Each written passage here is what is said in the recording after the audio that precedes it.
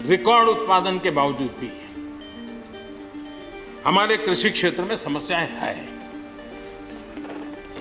कोई ये तो मना नहीं कर सकता है समस्याएं नहीं है, लेकिन समस्याओं का समाधान हम सबको मिलकर के करना होगा। और मैं मानता हूं कि अब समय ज्यादा इंतजार नहीं करेगा। हमारे राम गोपाल जी ने बहुत ही अच्छी बात कही कि उन्होंने कहा कि कोरोना लॉकडाउन में भी हमारे किसानों ने रिकॉर्ड उत्पादन किया है। सरकार ने भी बीज, खाद, सारी चीजें कोरोना काल में भी पहुंचाने में कोई कमी नहीं होने दी, कोई संकट नहीं आने दिया, और उसका सामूहिक परिणाम मिला कि देश के पास ये भंडार भरा रहा। उपज की रिकॉर्ड खरीदी भी इस कोरोना काल में ही हुई। तो मैं समझता हूं कि हमने नए नए उपाय खोज करके आगे बढ़ना होगा। और जैसा मैंने कहा,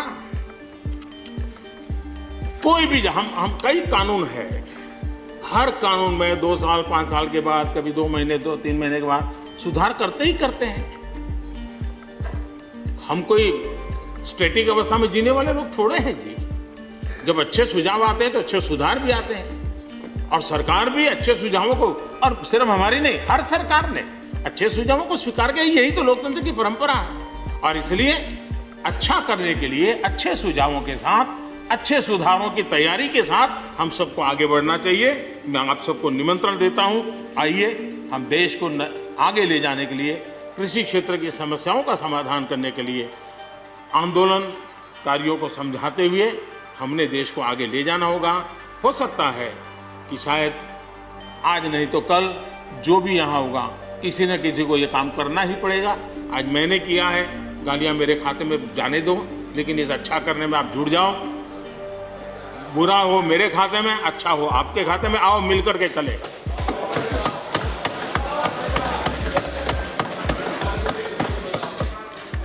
और मैं लगातार, हमारे कृषि मंत्री जी लगातार किसानों से बातचीत कर रहे हैं, लगातार मीटिंगें हो रही हैं, और अभी तक कोई तनाव पैदा नहीं हुआ है।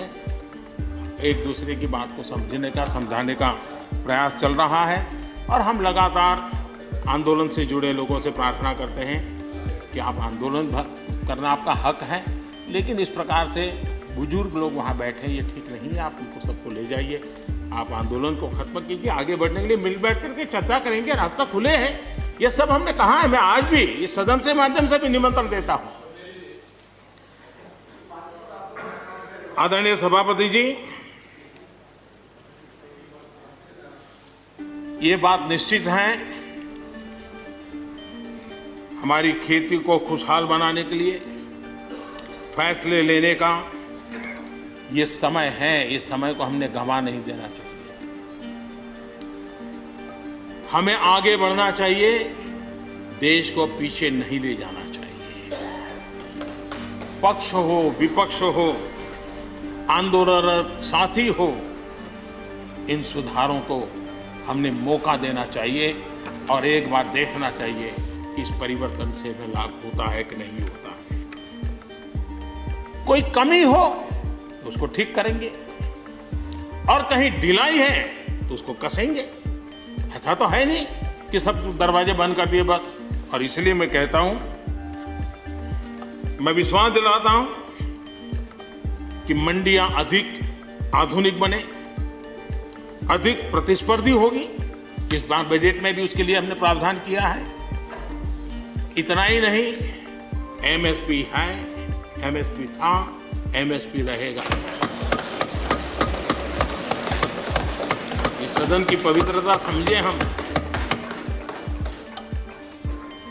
जिन 80 करोड़ से अधिक लोगों को सस्ते में राशन दिया जाता है, वो भी कंटिन्यू रहेगा।